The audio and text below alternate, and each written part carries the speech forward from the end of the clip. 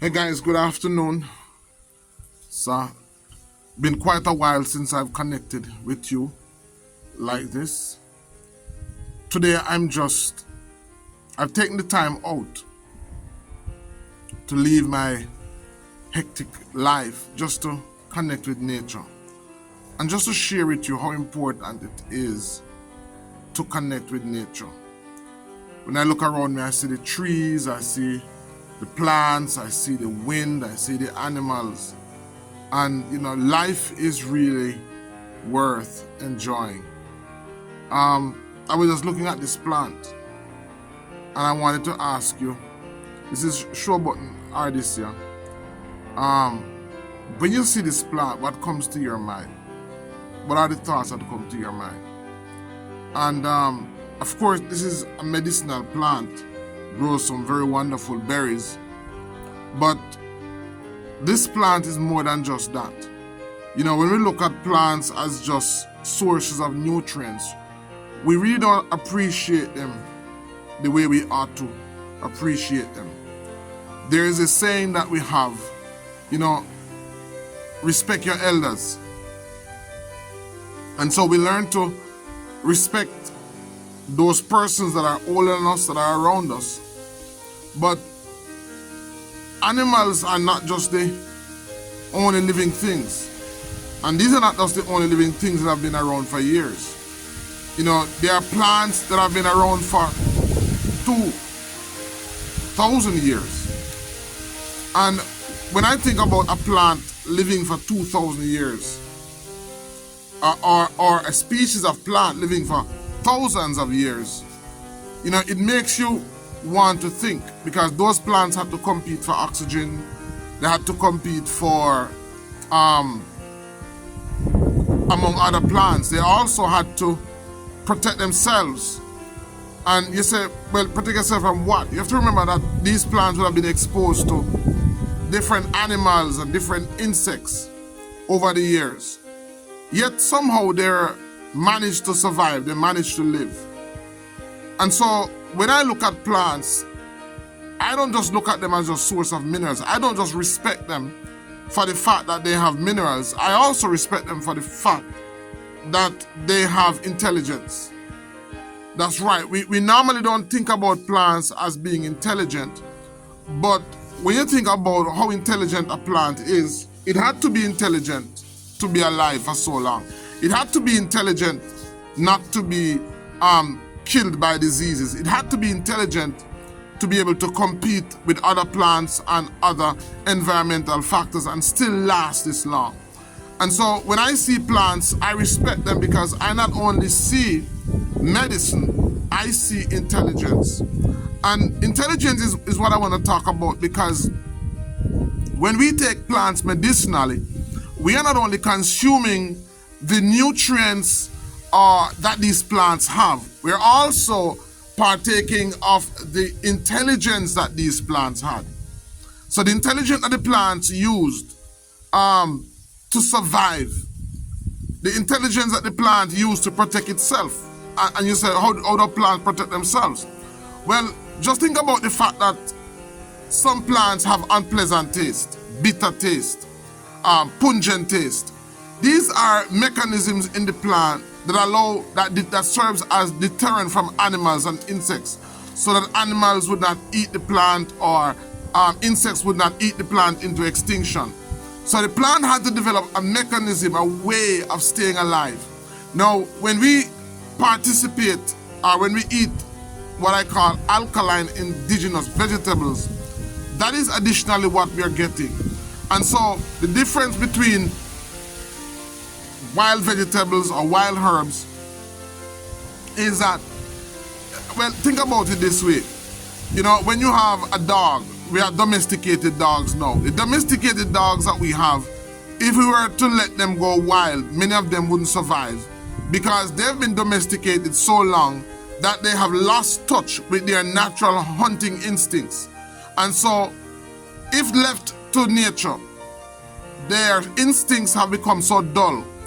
They have lost their instinctive ability to stay alive, and so they wouldn't survive. You look on the wolf, or you look at those animals in the wild, and those animals will continue to have generations of offsprings. Why? Because they don't have anybody to care for them. They're left in the wild. And so their intelligence or their instinct to protect themselves, their instinct to hunt, their instinct to take care of their young, all of their instinctive abilities are heightened. And so they're able to function in the wild. Well, it's the same way when we eat, when we participate, when we consume herbs that grow in the wild. These herbs didn't have anybody to fertilize them, to water them. These herbs didn't have anybody to weed them. These herbs had to use their natural ability, their natural intelligence to stay alive, to grow, and to thrive. And so when we take wild indigenous herbs or wild indigenous vegetables, this is what we benefit from. And so that is one that is one of the things that I promote. So as I said, if there are persons out there who have chronic ailments, then I recommend, or it's highly recommended, that these persons increase the amount of wild alkaline indigenous vegetables that they can. This is what Dr. Sebi was talking about when he spoke about plants that are alkaline. Because what he realized is that in nature, there are some fruits or there are some vegetables that grow abundantly. And then he noticed that there are some fruits and vegetables that you can't find them in the wild anywhere at all, because these vegetables and plants were pretty much created by man. And so these vegetables or plants are very weak, they are very susceptible, and they're acidic based. They're not able to withstand what natures have to throw at them. And so in comparison to those that are wild, when we consume these herbs, they don't have the ability to heal us in the way that we needed or that we need to be healed. And so that is the reason why I have so much respect for herbs. I have so much respect for plants. You know, when I look at a plant out there, I don't just see a bush, you know. When we look at plants, it's as if we only have respect for animal life, or we only have respect for human life, I should say. Plant life doesn't matter. No other life form matters. It's as if we only think that intelligence comes from humans. No, we have to understand that animals have intelligence, fishes have intelligence, and also plants have intelligence. So, today I came here and I wanted to connect. It's so important to connect with this wisdom. It's so important to observe this wisdom. It's so important to connect with this wisdom, because this wisdom is also tied to us. This wisdom is tied to us. And so if we paid more attention to the plants, there's so much that we could learn from them, and there's so much that we would learn from them. And so people who are sick, who are very sick, I believe that these persons stand to benefit. The same intelligence that these herbs use to survive, to last this long, when you consume these herbs, in addition to the phytochemicals that these herbs have, you are also benefiting from this intelligence that these herbs have. And so our body knows how to connect with that intelligence, because that intelligence is a part of nature, just like we are a part of nature. And so our immune system, our healing mechanism, not only wants nourishment, it's wants nourishment that is intelligent, that it can interact with to get us healed. And so I really, recommend increasing the amount of alkaline in what I call alkaline intelligent vegetables that are out there. And so that is why I do the presentations that I do. I go out there and I try to help people to identify these wild, these alkaline, these intelligent herbs that have been able to live as long as they live, that have been able to ward off disease as long as they ward off disease. Because I know that these are the plants that are most beneficial to us. And so this was the respect that our ancestors have. Our ancestors had a profound respect for plants because they saw them as just more than green bush growing. They saw them as intelligent consciousness that we benefit greatly from. And so, it is so profound that we understand that. And so, this herb, Shoban ardisia, it's like a lab, and I've talked about it already. Each time you see a herb, understand that it is a lab that represents hundreds of thousands of chemical reactions simultaneously taking place. This plant, for example, if I took this plant to somewhere else in Jamaica and planted it, after a couple hundred years, it's quite possible that this plant, the leaves would look different, the colors of the leaves would look different, the fruit would be different. Because if I planted this herb somewhere else in Jamaica or somewhere else in the world, where the temperature, the climate, the temperature is different, where the soil profile is different, what this plant would do in order to adjust is that it would adjust its chemical profile, to adjust its plant chemical profile, it would adjust its leaf in order to adjust to that climate and that soil profile so that it could stay alive. It's amazing how plants are able to adjust and to readjust in order to stay alive. It takes intelligence to do that. And so we have to understand that when we consume these plants, it is this intelligence that helps us to heal. When we get sick, our healing mechanism is damaged. When we get sick, our healing mechanism has blockages or it has imbalances. It don't just need nutrients and minerals, it needs an intelligence to guide it as to how to repair and how to heal itself, because the body heals itself. So for the body to heal itself, then the body has to know what caused the problem and how to fix that problem, and how to expel that problem. So it's not about just minerals, it takes intelligence for the body to heal itself. And so we have a diet, our life is based on a diet of plants that are predominantly domestically grown. So we have intelligent plants like these wild plants, and then we have unintelligent plants. So when you think about like cabbage is cared for. Cabbage is domesticated. Carrot, domesticated. And so these plants, if left in the wild, there's Charles Darwin came up with the thought, the fittest of the fittest survive. That is the reason why when you plant these vegetables, if you don't protect them by spraying them, if you don't protect them by fertilizing them, then what happens is that nature, insect, because they don't have the intelligence to protect themselves from insect, then what will happen is that the insect will totally eat them down. Because they don't have the ability to protect themselves from diseases, they have to be sprayed, they have to be fertilized, they have to be tended for, they have to be cared for, because guess what? These plants don't have the intelligence to protect themselves from nature. So when you think about it, we have a diet, and I know that this may be controversial, but this is just something that as I sit here and as I connect with nature, this is something that is coming, that's being downloaded to me.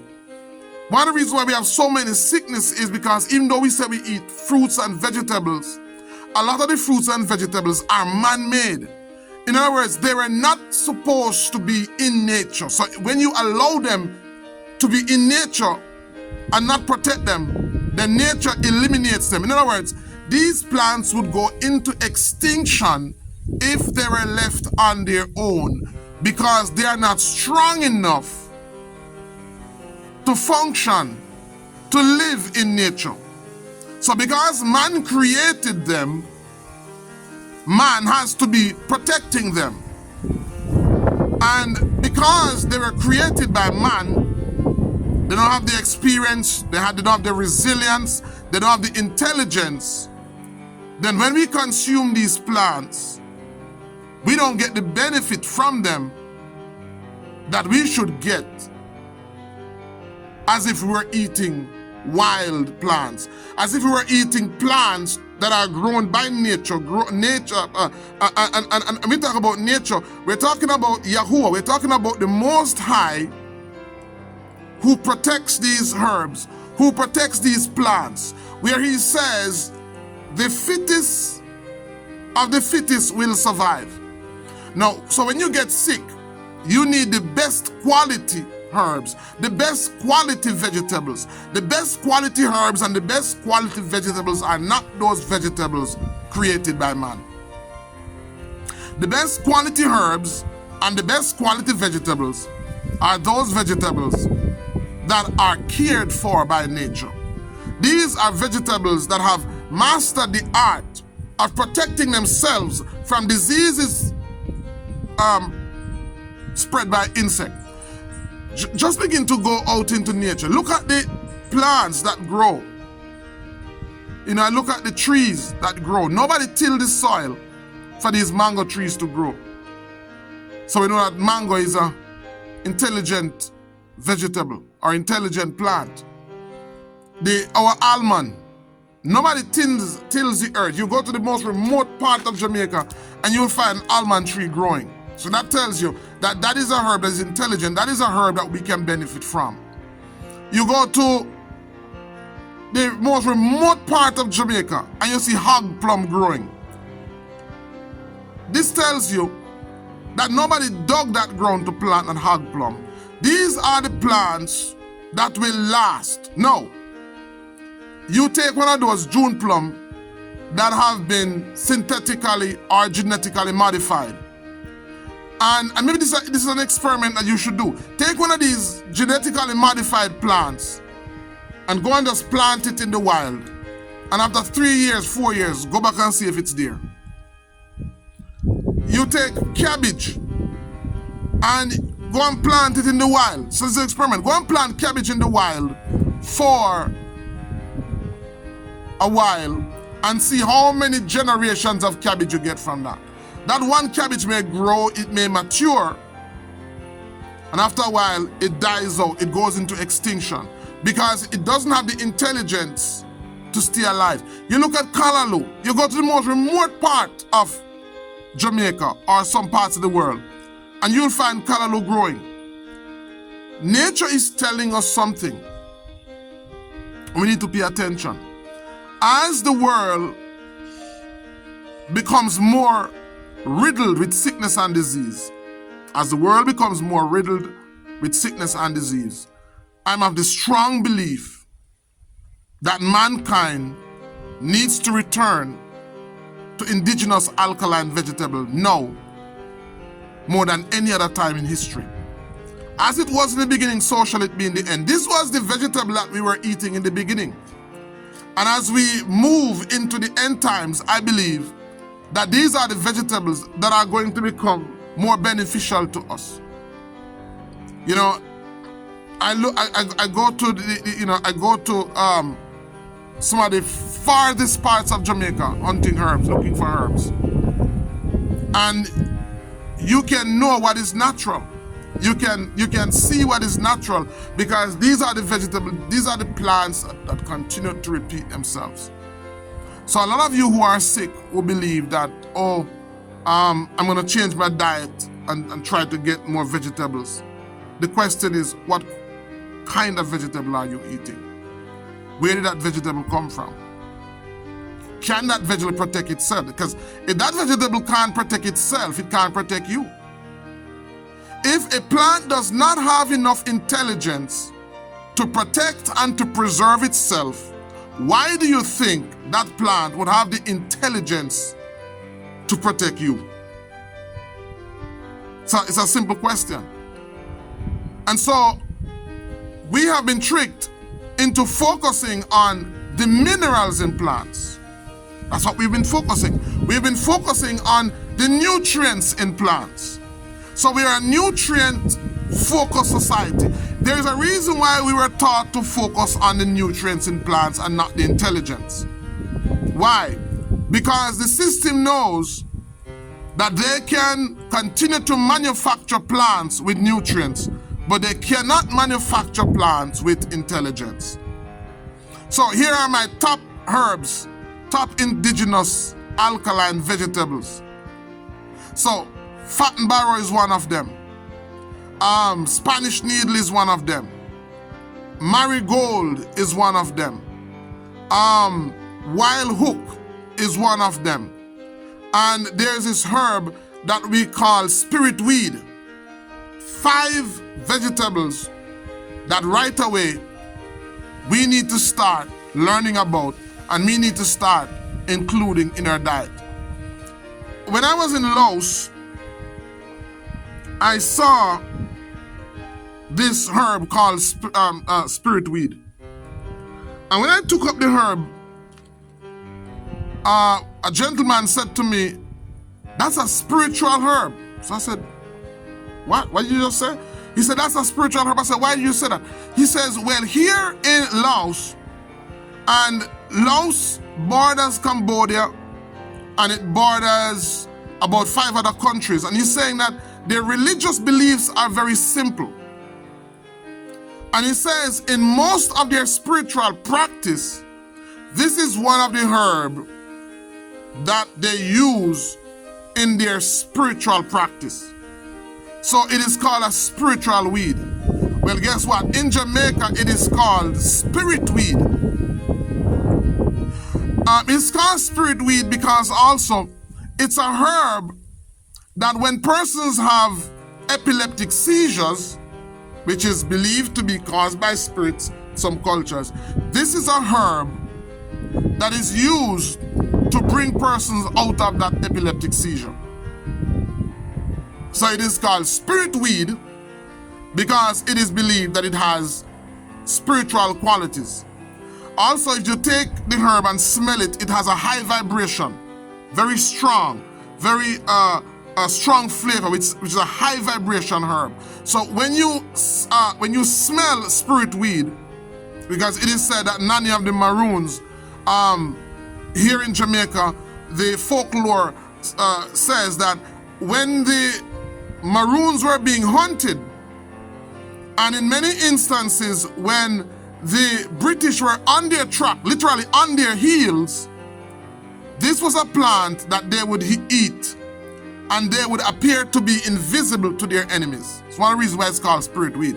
It's called spirit weed because it is believed to have a lot of spiritual qualities. I'm saying all of this to say that herbs is much more than just minerals and nutrients.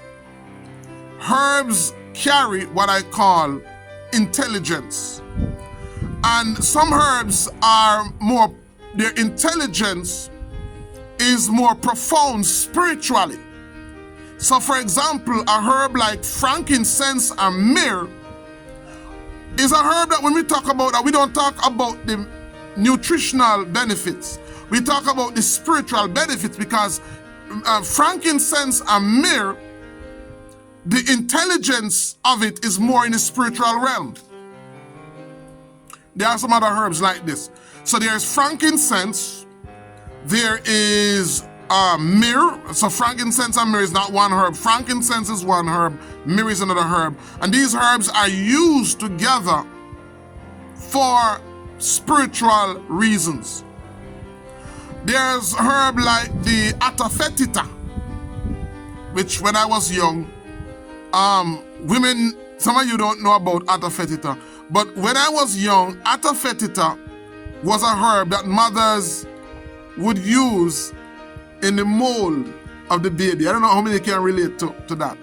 But atafetita is a resin from a herb, and atafetita are fotida, F-O-E-T-I-D-A, fotida, which also is the scientific name for a sweet cup.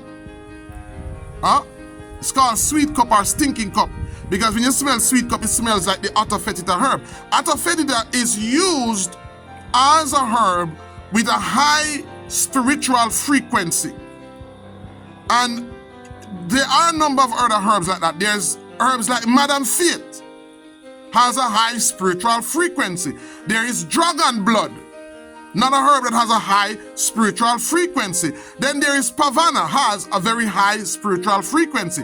These are herbs that can be used to attract or repel. So they can be used to repel, or they can be used to attract different types of spirits. And I know I'm talking about this, that some people get turned off, but it's real.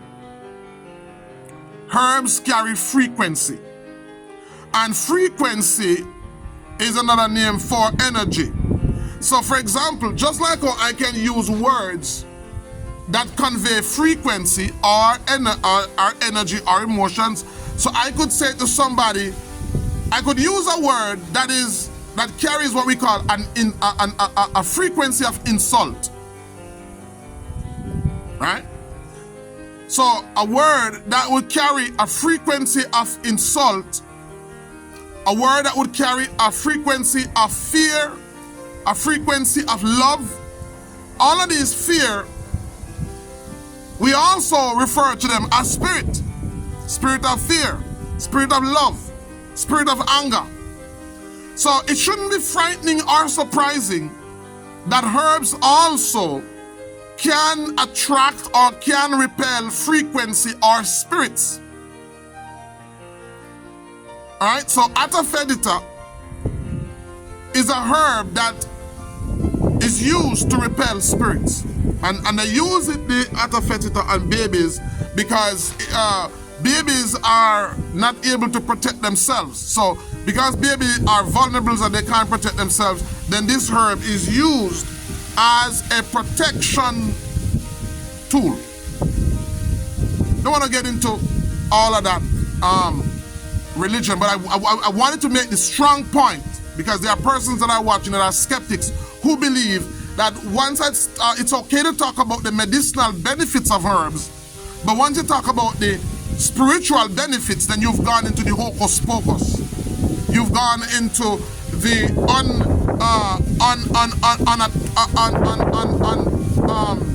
ethical areas of herbs. But I want you to understand, not because you don't understand it or not because you don't believe it doesn't mean it doesn't exist.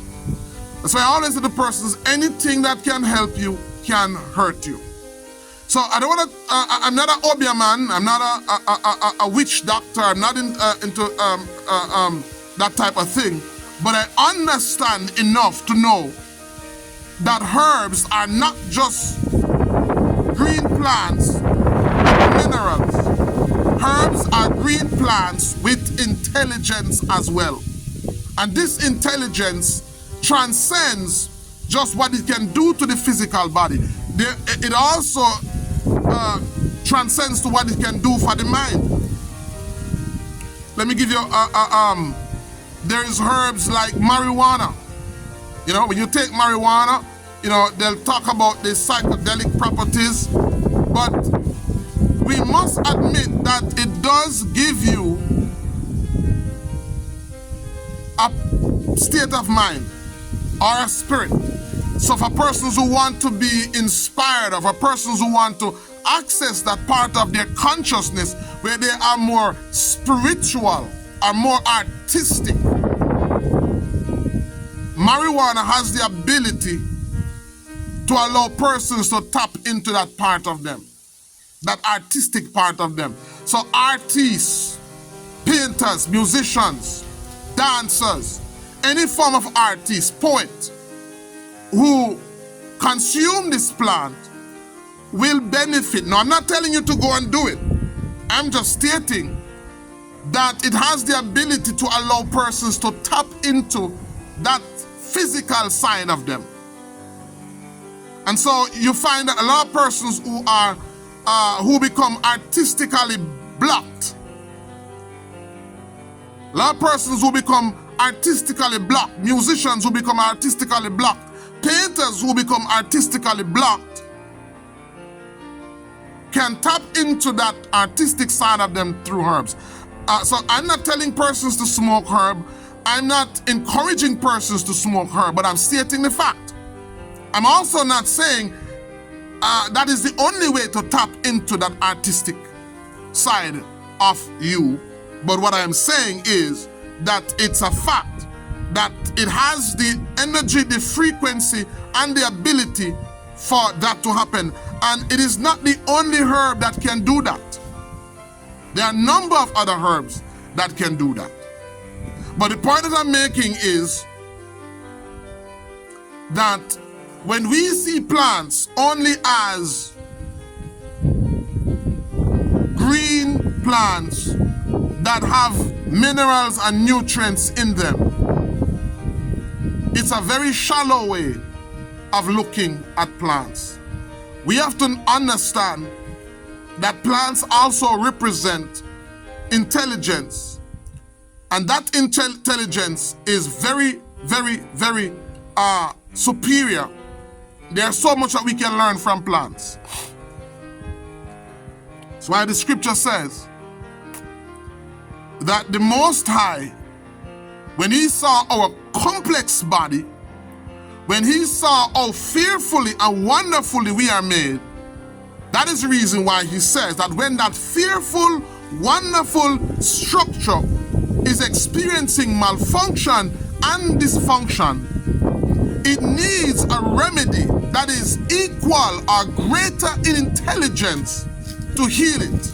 He says he gave us the herb for the healing of the nation. The Most High knows, Yahuwah knows, that our complex body, our brain that is still being studied and nowhere near being understood. He says that when this entity becomes dysfunctional, you cannot give something that is far less intelligent to something far more intelligent as the raw material to heal that damaged entity. So, think about it. Your smartphone is damaged. You don't give your smartphone to somebody who isn't qualified or experienced to repair it. When your car needs repair, when your car is damaged, you don't give your vehicle, I hope you don't. And those of you who would have done that, live to tell the story or the tale as to what happens to a device that is given to a person that is not qualified or not able or not intelligent enough in that area to repair it. What happens to it? So if you would not give your vehicle, your car, your house, as a matter of fact, if you wouldn't give anything that you value to somebody who you are not sure to be competent for them to restore it, and believe me, if you would have done it. Why do you think the Most High, why do you think Yahuwah would have given the nation herbs if it was just green plants with minerals and nutrients? Green plants represents far more than mineral and nutrients. That is the reason why it is the agent that was tasked with the responsibility of healing and repairing the body. And so our failure to understand, our failure to identify, our failure to respect plants as being more than just minerals and nutrients is why we have based our health on plants and vegetables that is far less intelligent than our bodies. So the pak choy, the broccoli, the kale, no, you don't have to take my word for it, you know. If you want to know if this is intelligent, plant it in the wild and see how long it lasts. Plant it in the wild, don't fertilize it, don't spray it, don't tend to it any at all, and see what happens to it. See what nature does to that, because what nature is saying is that it's weak. And what the plant is saying is, I don't have what it takes to defend myself or to protect myself, even to see another natural generation.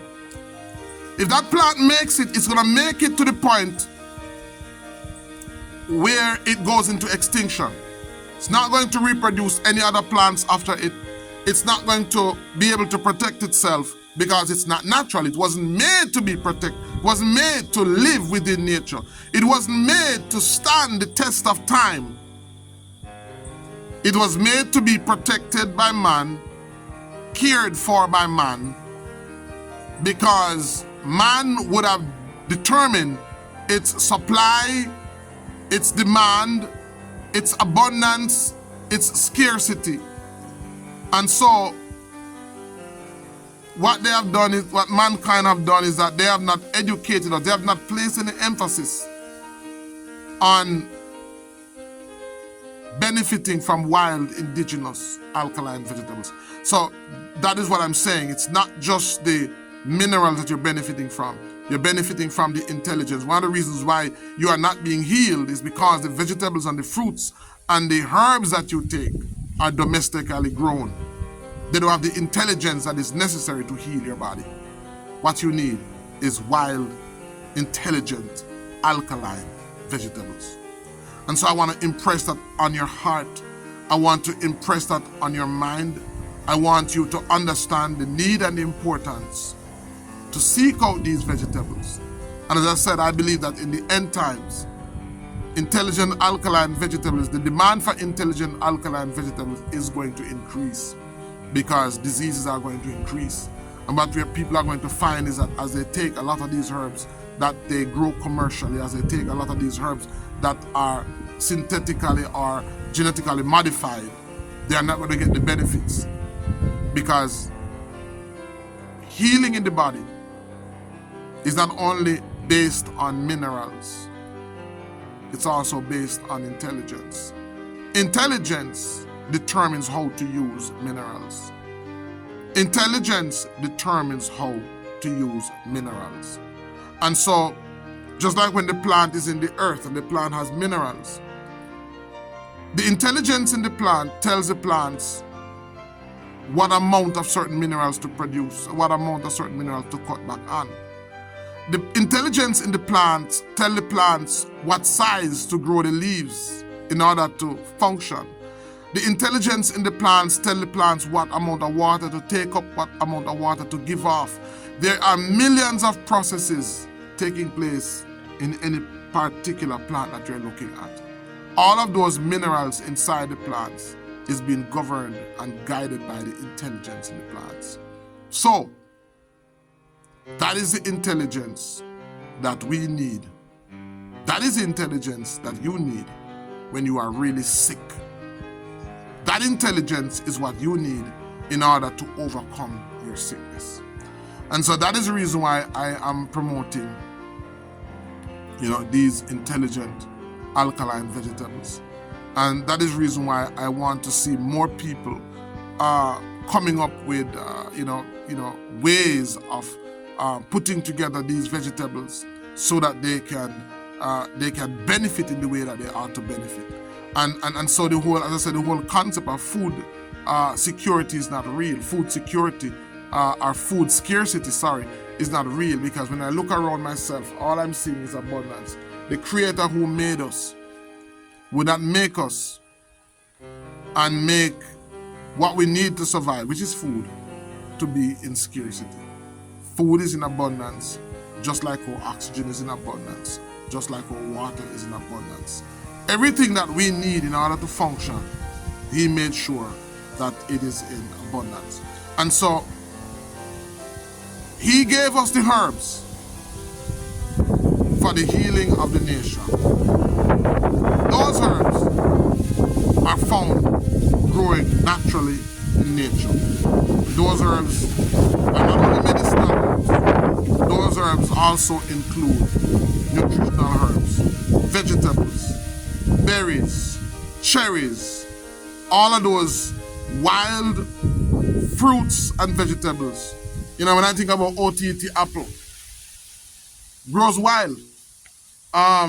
when I think about rose apple grows wild. So these are the herbs that the Most High want us to eat, and I encourage you to do your part in getting